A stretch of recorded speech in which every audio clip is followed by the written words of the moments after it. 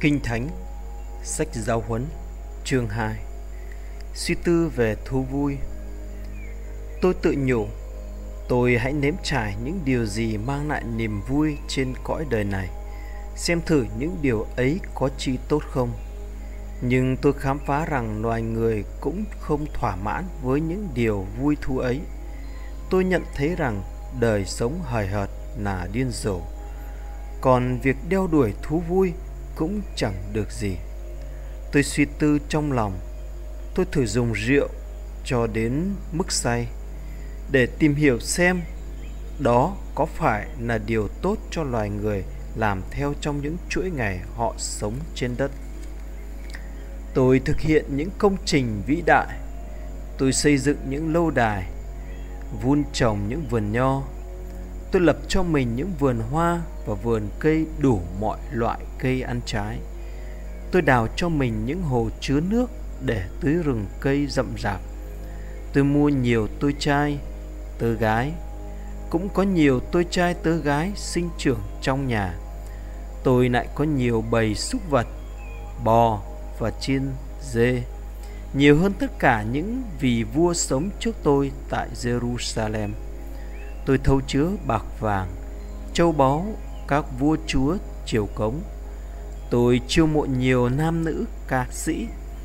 Còn nói về lạc thú của đàn ông, tôi có biết bao nhiêu cung phi hầu hạ. Vậy tôi trở nên sang trọng vượt trội hơn mọi vị vua sống trước tôi tại Jerusalem. Và sự khôn ngoan vẫn ở trong tôi. Tôi chẳng bỏ qua bất cứ điều gì mắt tôi ưa thích. Tôi chẳng từ khước một thú vui nào. Thật, tôi vui thỏa trong mọi công lao khó nhọc của mình. Và niềm vui thỏa này là niềm thưởng cho mọi công lao của tôi. Thế nhưng, khi ngẫm nghĩ lại mọi công trình tay mình thực hiện với bao công sức đổ dồn vào, tôi nhận thấy mọi sự đều vô nghĩa, hư ảo, không thể nào hiểu nổi. Như đuổi theo luồng gió, con người không tìm được lợi ích gì lâu bền trên cõi đời này. Suy tư về sự khôn ngoan và điên dại. Tôi ngẫm nghĩ về sự khôn ngoan, thật điên rồ và ngu dại. Người kế vị vua có thể làm gì được? Thật ra, chỉ nói theo những gì các vua trước đã làm. Tôi nhận thấy rằng khôn ngoan có ích hơn khờ dại, cũng như ánh sáng có lợi hơn tối tăm. Người khôn sáng nhìn thấy hướng mình đi, còn kẻ khờ dại dò dẫm trong đêm tối. Tuy nhiên, tôi cũng biết, rồi cả hai đều cùng chung một số phận. Tôi tự nhủ, số phận kẻ dại cũng là số phận của tôi. Vậy thì khôn ngoan vượt trội như tôi được lợi ích gì? Tôi tự đáp, đây cũng là vô nghĩa, hư ảo. Thật vậy, không ai nhớ mãi người khôn hoặc kẻ dại, vì chúng ta biết trong những ngày tới, người khôn kẻ dại đều sẽ bị lãng quên. Than ôi, người khôn kẻ dại rồi cũng phải chết như nhau. Suy tư về công lao khó nhọc của loài người. Vậy, tôi hầu chán ghét cuộc sống, vì mọi việc xảy ra trên đời đều làm cho tôi khổ tâm. Mọi sự đều vô nghĩa, như đuổi theo luồng gió. Tôi cũng hầu như chán ghét mọi công trình tôi lao nhọc tạo ra trên đời, vì rồi phải để lại tất cả cho kẻ đến sau. Nào ai biết được người thừa kế khôn hay dại?